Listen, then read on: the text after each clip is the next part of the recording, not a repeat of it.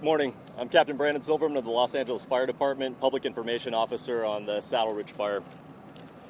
Welcome to our morning update for the Saddleridge Fire. We're going to have 6 speakers this morning, starting off with Councilmember Monica Rodriguez of the 7th District. Good morning. So, as of right now, we want to really thank our LA City Fire Unified Command, our police department for being so effective in helping to evacuate and helping to address these growing fire concerns. You know, last night, Oak Ridge, in the Oak Ridge Mobile Home Park, which is unfortunately no stranger to this type of fire event, is still under mandatory evacuations. As a result, some of our recreation centers that are serving as emergency shelter locations are starting to fill. Sylmar Recreation Center is currently approaching capacity. Some of our other shelter locations, including Granada Hills, Mason Park, are at this time at full capacity. In many of these instances, we know that many families are looking for their shelter opportunities, and with the growing concerns, and I know I'm joined today by Councilmember Lee, who will follow me, as well as I want to thank Supervisor Catherine Bargers, Representative Jared Degonia for being here with us today, because it really does take all of us to assure that we're approaching these evacuations timely and with thoughtfulness.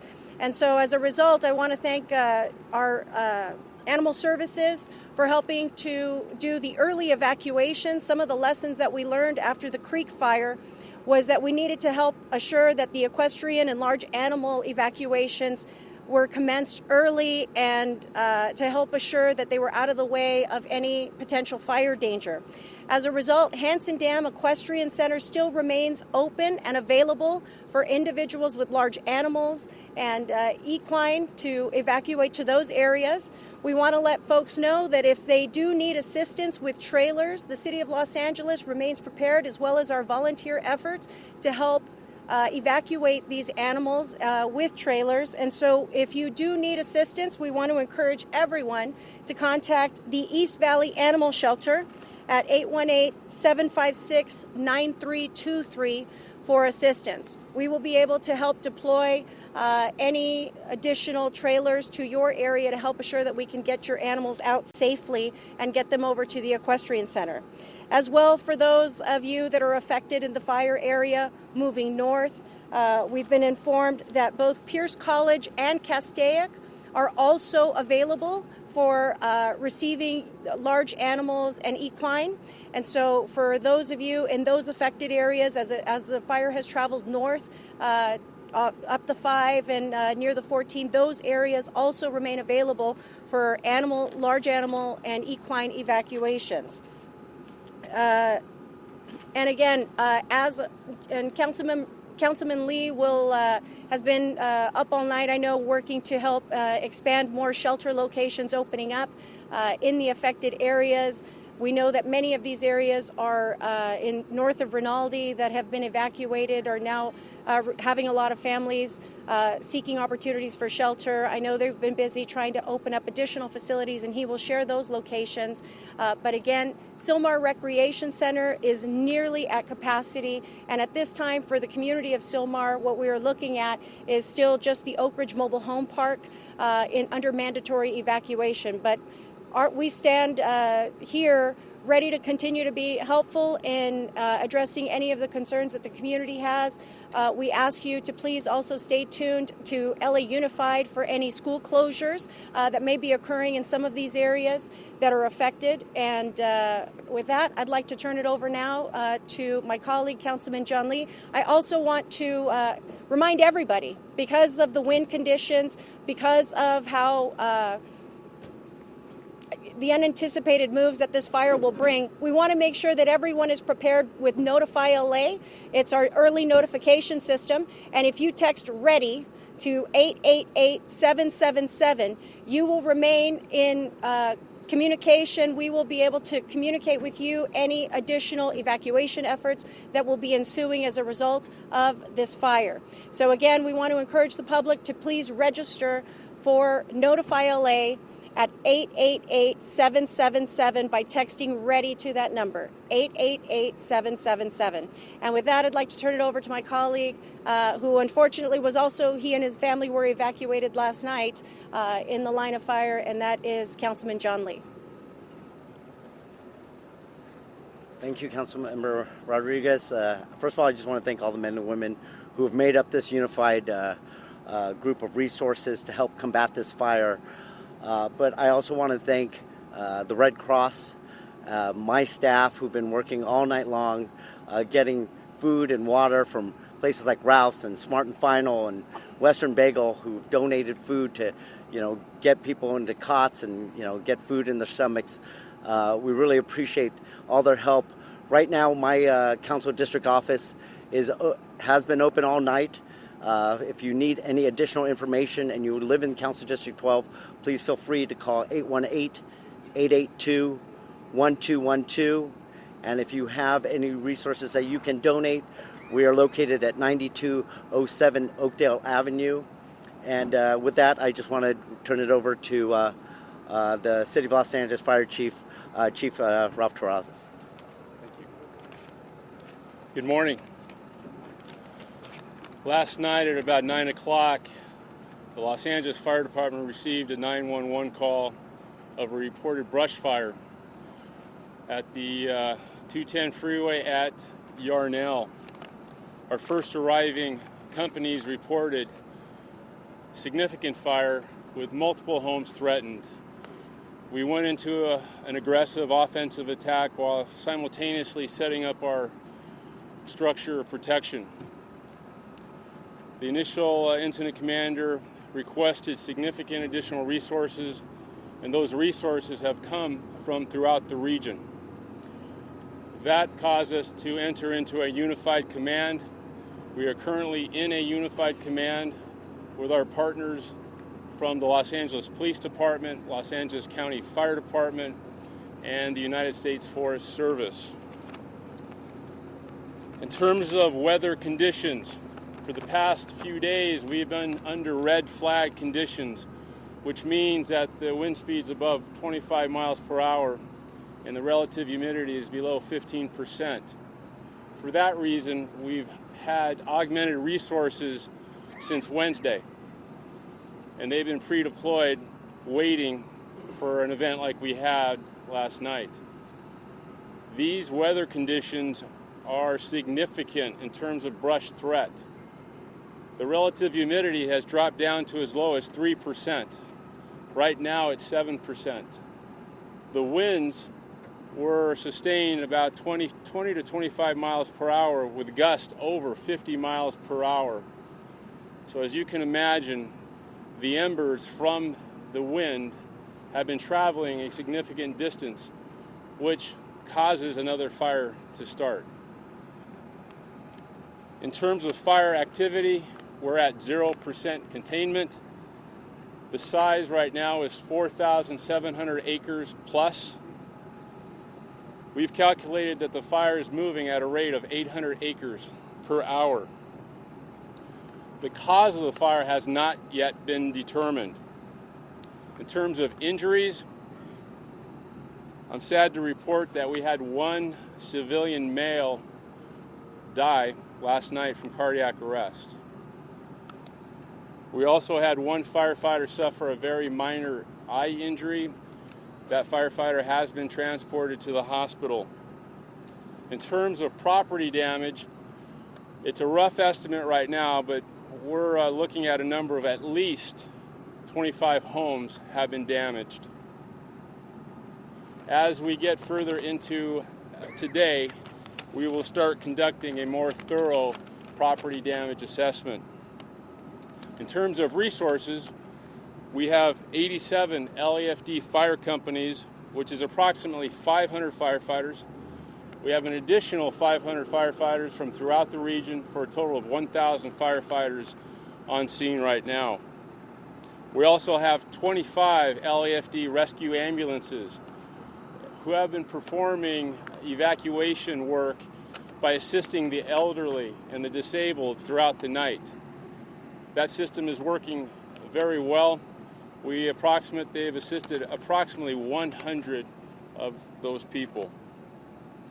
We do have 14 LAFD command teams, multiple helicopters, and now with daybreak, we'll be able to activate the super scoopers, 2 of those, as well as our leased Erickson air crane. The Los Angeles Fire Department is currently in the recall mode, which means for us, we're going to hold all off-going firefighters. Nobody's going home right away. This event's going to take a few days. We have been transmitting Notify LA and the wireless emergency alerts since the onset of this incident. We want to give people advance notification as much as possible, and these alerts direct them to a site that provides the evacuation zones. And in closing, this is a very dynamic fire. The public can help us by listening to police officers and firefighter directions, especially when we're talking about evacuations. Do not wait to leave. If we ask you to evacuate, please evacuate. For more information on evacuation procedures, you can go to lafd.org and learn more about our Ready, Set, Go program. And with that, I'd like to introduce my partner, the fire chief from LA County Fire Department, Chief Dave Richardson. Thank you, Chief. Good morning. Dave Richardson, Chief Deputy, Los Angeles County Fire Department. As Chief Taras has mentioned, it's been a battle, and unfortunately, it's too familiar. We've been here not too long ago, this very same spot. Your firefighters have been working tirelessly through the night to make a difference, protecting life and property throughout the city of Los Angeles and unincorporated communities as the fire continues to be pushed by the wind. As the sun rises, as the Chief mentioned, it continue to be a firefight out there. The fact that the sun influence heating up the fuels along with the wind creates additional hazard as we progress through the day. In addition to the aircraft that have been flying all night, protecting structures, making a difference, water dropping, as the Chief mentioned, the super scoopers along with fixed wing aircraft will be utilized throughout the day, wind permitting, to make a difference so we can get some fire line perimeter control out there within the area of the fire. The fire continues to move northerly towards the 514 interchange, towards the city of Santa Clarita. Again, is somewhat sheltered by the wind. In addition to that, it continues to burn not only through the city, but unincorporated Los Angeles County towards Browns Canyon, Twin Lakes community, which have been mandatory evacuations already as we plan ahead for contingency of what this fire has the possibility of doing, and that is growing with the wind that continues. With that, I'd like to introduce our next speaker, Chief of the Los Angeles Police Department, Chief Moore. Chief Richardson, thank you very much. And Chief Moore of the Los Angeles Police Department. I'm also joined by Captain Lewis from the Los Angeles Sheriff's Department and a Unified Command, as well as Sergeant Yoakum from the California Highway Patrol. I'm going to give you a brief statement about an overview of this last operational period. We're about 11 hours into this event, and then I'll give you a status going forward as far as the Unified Command with the law branch, what our activities are and will be. Overnight, as was indicated and it's been stated before, this fire began about 9 o'clock at night. We had, because of the red flag conditions, been working alongside our partners with LA Fire and had already pre-arranged and deployed resources in a leaning forward posture. So we had command and additional staff personnel on the scene almost immediately, and that sprang us into a position that allowed us to begin evacuations very quickly. Over the course of the last operational period, our numbers of uniformed personnel grew to over 250 personnel that were assigned working through the night.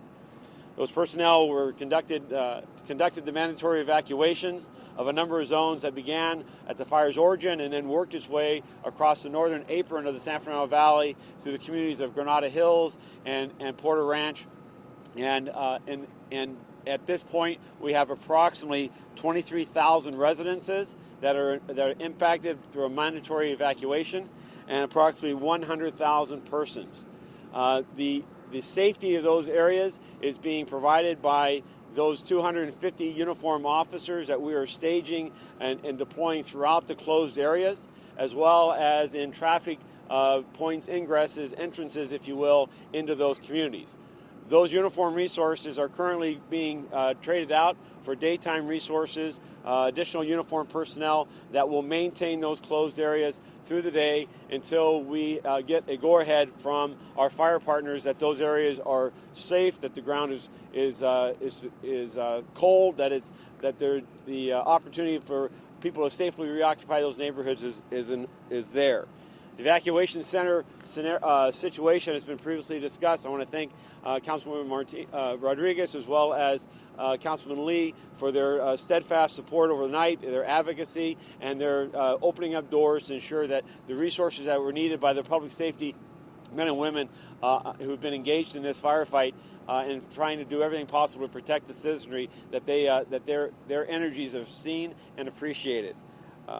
I do want to say that as to school closures in the Porter Ranch area and Granada Hills, the Granada Hills High School is closed. We have 9 additional LA Unified School District campuses in the Porter Ranch, Granada Hills area that is closed. Parents and others that have students attending those need to reach out to LA Unified and can be provided information about the status of their local school. Moving into today, the posture of the Los Angeles Police Department is continued to stay ahead of this fire through support of the fire department in evacuations and in securing areas so that fire department personnel can appropriately fight and overcome the challenging circumstances that they face. With that, today's deployments will increase to over 400 uniformed personnel in this region for the purposes of securing these evacuation zones, as well as supporting evacuation centers. At each evacuation center, those persons that are displaced will find not only well-stocked and provided for logistics, but there'll be a uniformed presence there as well to ensure the safety and security of all involved. I want to announce the latest addition. This is a new site that was just opened, and that is at the Northridge Center at 18300 LaMarche Street. That's 18300 LaMarche Street. That is now the 4th evacuation center that has been established, and it is open now. The Red Cross as well as Department of Recs and Park are working on additional sites to be identified through the next 6 to 12 hours. What is critical for us is that as Angelinos know, these fires are very unpredictable, but we commonly see in Los Angeles these fire behaviors move west along the northern boundary of the San Fernando Valley and then along the western boundary of the communities of Chatsworth and West Hills and Woodland Hills. So to that end, the department is working with our fire partners to ensure that we have trigger points and an evacuation plan should this fire reach those boundaries. In closing, I would echo the remarks of Chief Terrazas and ask that the public honor these mandatory evacuation zones, and that once they leave, they realize they cannot come back until we reopen these areas and we ensure that utilities are safe and that the region is secure and that there's not fallen lines or other dangers that are posed to people coming back into an area prematurely. So if you've left, which many have over the course of the night to protect themselves, I say thank you. As I said earlier this morning, people who delay, and I saw it personally firsthand, individuals that were in closed areas attempting to fight this fire with garden hoses and other implements that were far outmatched by the velocity and the strength of this fire, of this wildland fire. Those individuals place not only themselves in imminent peril, but they place first responders such as police and fire officials in that same perilous condition because of our need to and a desire to go in and try to rescue them. If you stay in a mandated closed area, we will not assure your safety. That safety is, those areas are established to assure your safety. We need you to honor it. Once you leave, we'll go to a shelter. We'll be establishing additional shelters here in the coming hours, and recognize that you'll not be allowed back in until it is safe to do so. Next, I want to thank the vast majority of people in the San Fernando Valley that have been subjected to this wildland fire. The vast majority have been cooperative. The experience has been that they have left those areas and they have provided the ability for fire to get in and work these dangerous conditions.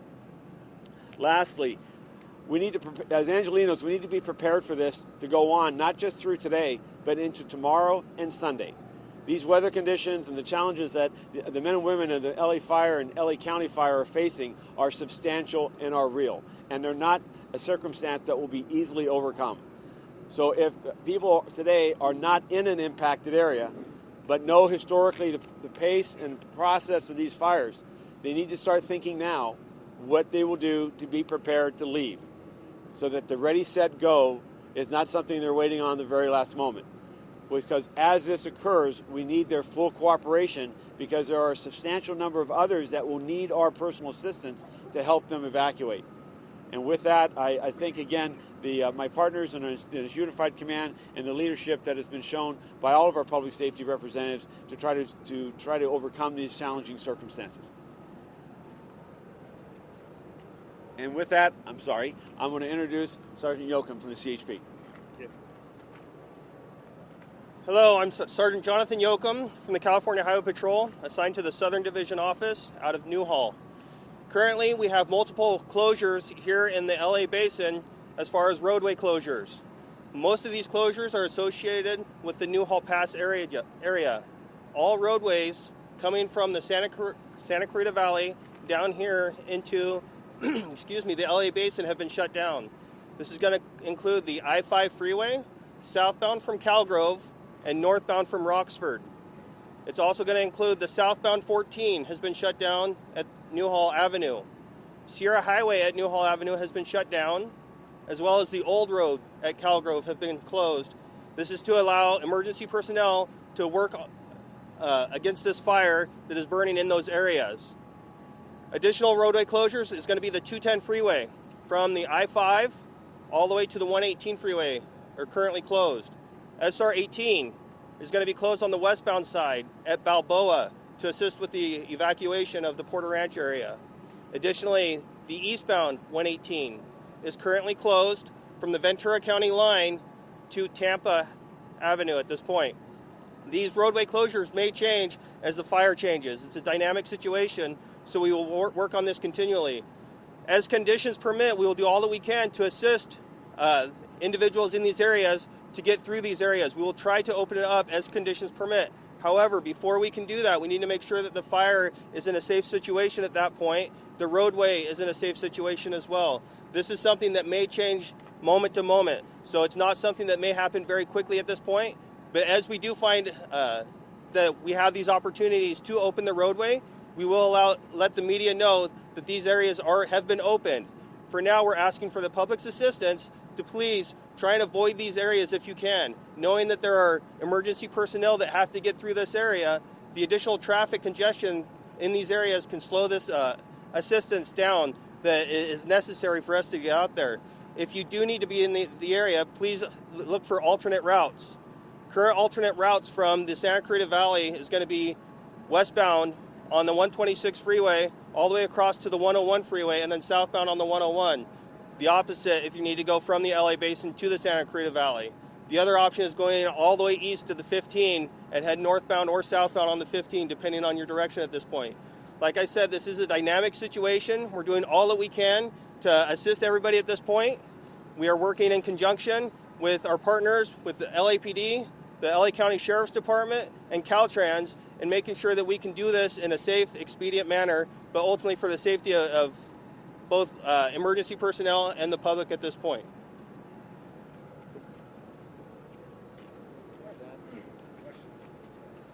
Oh, yeah, one more speaker. Captain Robert Lewis, assigned to Santa Cruz Valley Station, the captain out there. So currently, LA County Sheriff's Department, we have two affected areas. One is Lost Hills Station. I've been in touch with Captain Vanderhork in regards to the area at Lost Hills. The evacuations affected out of the Lost Hills Sheriff Station is Browns Canyon and Twin Lakes, as was mentioned earlier. We asked the residents to remain out of that area. We are co-locating in the evacuation centers with LAPD, so all the areas identified by Chief Moore are the same areas that we are using for evacuation locations. In regards to Santa Cruz Valley currently, the fire has reached our southeastern tip in the unincorporated area of Santa Clarita. The road closures identified by CHP are in effect, and we are asking residents of Santa Clarita to please be patient as you're traveling through the city. Please remain home from work for today if you can. Traversing in and out of Santa Clarita is going to be very difficult, identified by the only two routes that CHP identified for us earlier. So currently right now for the city of Santa Clarita, all the school districts, including Sulphur Springs School District, Newhall District, Castaic District, and Saugus School District are closed, as well as William S. Hart High School District, which covers our high school and junior high schools. All the schools are closed for the day due to this event. So we ask that the residents use whatever avenue they can to get in and out of the valley safely. Please remember, as you are evacuated in any of the areas covered by us in Lost Hills, even LAPD's area, please make sure you have everything with you as a ready, set, go, as Chief Moore explained. Make sure that as we eventually repopulate, make sure you have your identification with you, because that's the only way you're going to be allowed back in. Please take all medications with you, and please have everything with you when you leave. Other than that, that's the LA County Sheriff's Department, and we have enough resources on the ground. Sheriff Villanueva has provided me with a mobile field force in order to provide force protection for each areas, not only in Santa Clarita for traffic mitigation, but as well in Lost Hills area for Captain Vanderhork for any mitigation for property safety and protection of people. Thank you. We can now take some time for some questions for our speakers. Please keep in mind that our representatives will be available at the conclusion of this briefing for one-on-one interviews, including Spanish language PIOs. Chief Terrazas, you were talking about 25 homes at least that were damaged. Can you tell us in what area some of those are? The greatest area of impact is the Porter Ranch area. We do have a lot of fire engines and firefighters in that community right now, so our structure protection group efforts are strong. They're playing catch-up. Later on today, we'll have a better report. We're going to be looking at using, we call it the FIRUS fixed-wing plane, taking pictures from the sky, and I'll have more accurate damage assessment to report later today. In regards to the point of origin, you said you're 210 in the Arnell. I know the city had its enforcement officers out yesterday trying to clear out homeless encampments. Do we know if there are any homeless encampments in that area? Don't have that information at this time, but that you are correct. We've had LASA, LAPD, sanitation, LAFD brush patrols have been part of that effort to identify homeless encampments in the brush. I don't know specifically if there was one at that location. Is there any concern about the Porter Ranch gas facility and the fire at Porter Ranch? Not at this time. We have checked on that. It is not at risk right now. Is there any information about the man that died of cardiac arrest? Where that happened? I don't have specifics about that. I know that our firefighters were talking to the man when he went into cardiac arrest. They immediately initiated CPR, and he was immediately transported. I don't know what happened after that other than he did expire. No location information, anything like that, when that happened? I don't have that. I don't have that knowledge. Or his age? I was told in his upper 50s. Thank you all.